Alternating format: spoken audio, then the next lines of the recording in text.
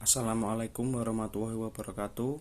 Nama saya Bima Chandra Narawangsa, NIM 6211421028. Di sini saya akan melakukan review materi biokimia, yaitu metabolisme karbohidrat dalam olahraga.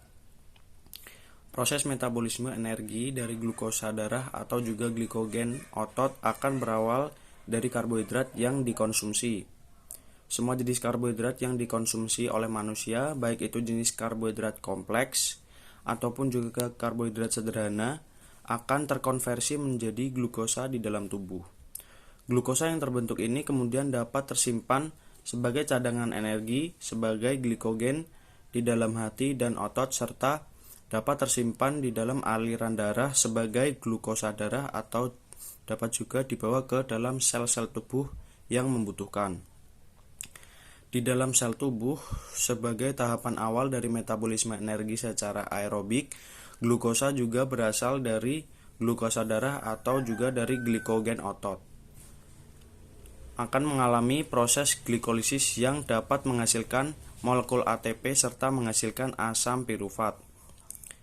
Di dalam proses ini, sebanyak 2 buah molekul ATP dapat dihasilkan apabila sumber glukosa berasal dari glukosa darah, dan sebanyak 3 buah molekul ATP dapat dihasilkan apabila glukosa berasal dari glikogen otot.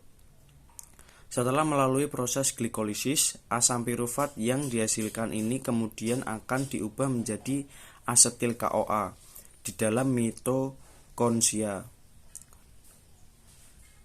Proses perubahan dari asam pirufat menjadi asetil CoA ini akan berjalan dengan ketersediaan oksigen serta akan menghasilkan produk samping berupa NADH yang juga dapat menghasilkan 2-3 molekul ATP. Untuk memenuhi kebutuhan energi bagi sel-sel tubuh, asetil CoA hasil konversi asam pirufat ini kemudian akan masuk ke dalam siklus asam sitrat untuk kemudian diubah menjadi karbon dioksida atau CO2, ATP, NADH, dan FADH2 melalui tahapan reaksi yang kompleks. Setelah melewati berbagai tahapan proses reaksi di dalam siklus asam sitrat, metabolisme energi dari glukosa kemudian akan dilanjutkan kembali melalui suatu proses reaksi yang disebut sebagai proses fosforilasi oksidatif. Dalam proses ini, molekul NADH dan juga FADH yang dihasilkan dalam siklus asam sitrat akan diubah menjadi molekul ATP dan H2O.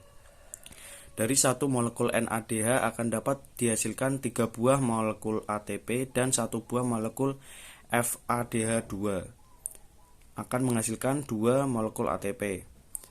Proses metabolisme energi secara aerobik melalui pembakaran glukosa atau glikogen secara total akan menghasilkan 38 buah molekul ATP dan juga akan menghasilkan produk samping berupa karbon dioksida serta air. Sekian review dari saya. Wassalamualaikum warahmatullahi wabarakatuh.